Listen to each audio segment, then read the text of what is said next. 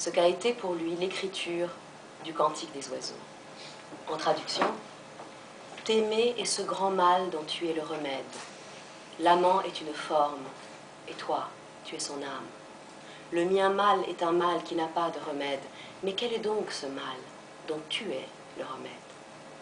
Sur ta voie, qui chemine est uni d'origine, car cette voie n'est rien de bout en bout que toi. Mais comment ton amant tiendrait dans un habit, puisqu'il n'est rien que toi, de la tête jusqu'aux pieds?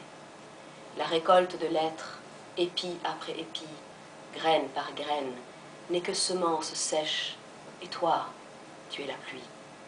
Personne ne connaît mon langage et mes mots, c'est la langue des oiseaux, tu es leur Salomon.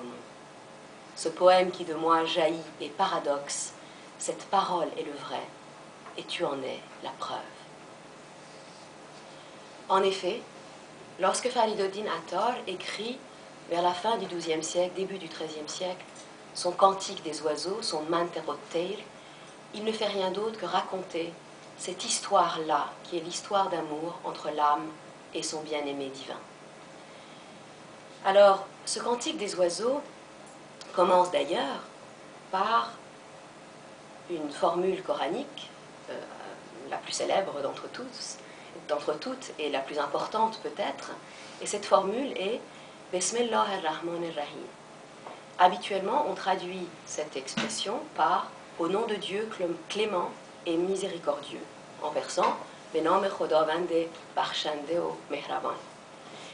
Mais autant dans les autres parties où Attar fait allusion au Coran, j'ai choisi une traduction reconnue du Coran, nous avons adopté une traduction officielle, disons, autant pour cette formule-là, qui revient au début de toutes les sourates du Coran, sauf une seule sourate qui est celle de la repentance, dans laquelle Dieu ne se donne pas comme clément et miséricordieux, et bien dans toutes les sourates du Coran, commencent par cette expression, et j'irai même plus loin, lorsque les musulmans lisent le Coran comme un texte de prière, s'ils ne lisent pas cette formule au moment de commencer la lecture d'une sourate, c'est comme s'ils n'avaient pas lu la sourate. C'est-à-dire que l'effet en devient nul du fait de n'avoir pas dit cette formule de départ. Et c'est évidemment pour cela aussi que Attar commence son œuvre par cette formule. Mais je ne l'ai pas traduit par « Au nom de Dieu clément et miséricordieux ». Je l'ai traduit par « Au nom de Dieu, matrice de clémence et de miséricorde ». Pourquoi? Parce que Rahman et Rahim sont deux termes, passés en persan, mais deux termes arabes dont l'étymologie est Rahama ou Rahem. Aujourd'hui encore en persan, Rahem veut dire tout simplement l'utérus. Donc c'est la matrice, c'est véritablement ce lieu fondamental du féminin qui est la matrice.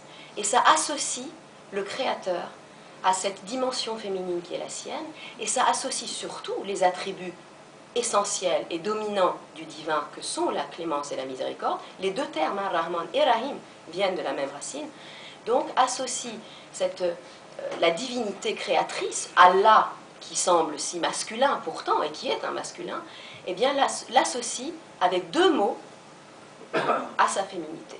Donc d'une certaine façon, dans cette formule, le féminin de Dieu l'emporte presque sur sa présence masculine.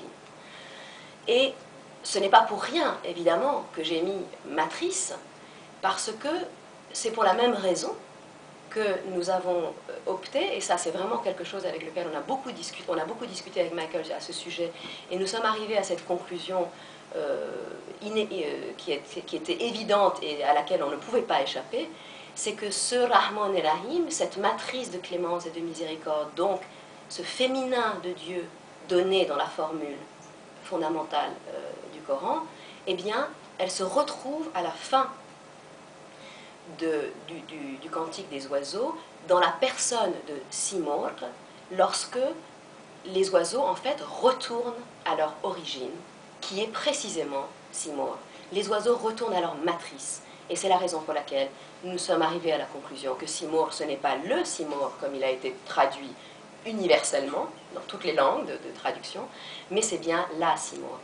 Et c'est vrai que le persan n'a pas de genre, mais Attar nous donne comme un petit poussé, il nous a mis plein de petits cailloux plutôt plein de petits diamants dans son texte, pour nous indiquer que la Simor est effectivement la beauté de Dieu telle qu'elle se donne à voir dans sa féminité. Et donc, le début et la fin de l'œuvre sont absolument liés. Évidemment, les oiseaux partent, ils sont partis en tant qu'âme, puisque les oiseaux sont les symboles de l'âme, ils ont été créés à partir d'une matrice de clémence qui était la matrice divine. Ils ont été jetés sur la terre et ils vont devoir traverser ces contrées du cheminement spirituel, donc les 7 vallées du cheminement spirituel, pour retourner à leur origine, qui est précisément cette Simor tant aimée et tant désirée. Et c'est en effet ce voyage que va nous raconter le cantique des oiseaux. Alors, ce cantique commence justement par des louanges à Dieu. Et ça commence par des louanges au Dieu créateur. Et il y a beaucoup de vers qui font cette louange de Dieu. Et effectivement, Dieu y apparaît dans ces deux faces, dans ce prologue donc de louange à Dieu. Il apparaît dans ces deux faces qui sont là, justement, les deux catégories d'attributs, qui sont en général ceux de Dieu, c'est-à-dire les attributs de la splendeur et les attributs de la majesté. Et les attributs de la splendeur sont ceux précisément de la beauté, de la miséricorde, de la bonté, de la générosité, alors que ceux de la majesté sont les attributs de la cruauté, de la justice, de tout ce qui fait que Dieu est aussi celui qui donne la loi.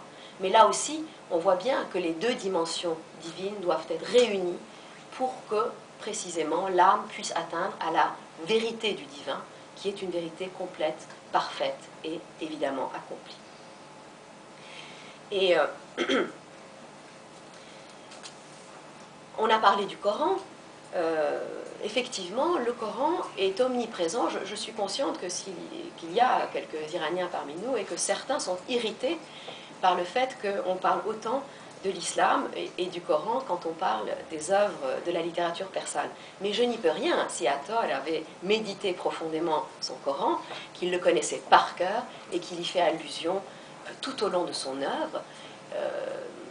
Mais évidemment, c'est un Coran, on va le voir dans l'histoire de Scheherazade, qui n'est pas le Coran qu'on a coutume de croire ou d'imaginer.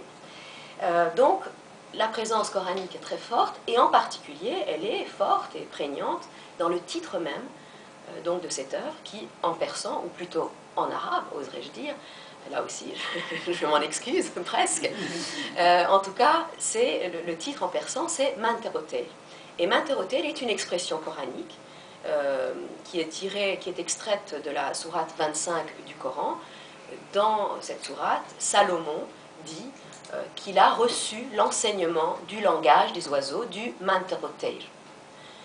Et alors que veut dire cette phrase? Les mystiques ont beaucoup réfléchi évidemment à cette phrase. Qu'est-ce que ça veut dire être enseigné la langue des oiseaux?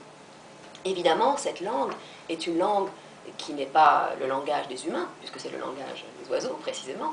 C'est une langue dont les mystiques diront toujours qu'elle est une langue que seuls peuvent entendre ceux qui sont arrivés à une forme de réalisation spirituelle.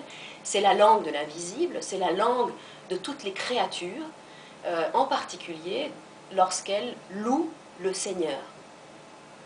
Et donc, que le titre de cet ouvrage soit Manterotel nous donne clairement une clé sur le fait que c'est un ouvrage qui va être une méditation mystique sur les significations spirituelles du Coran.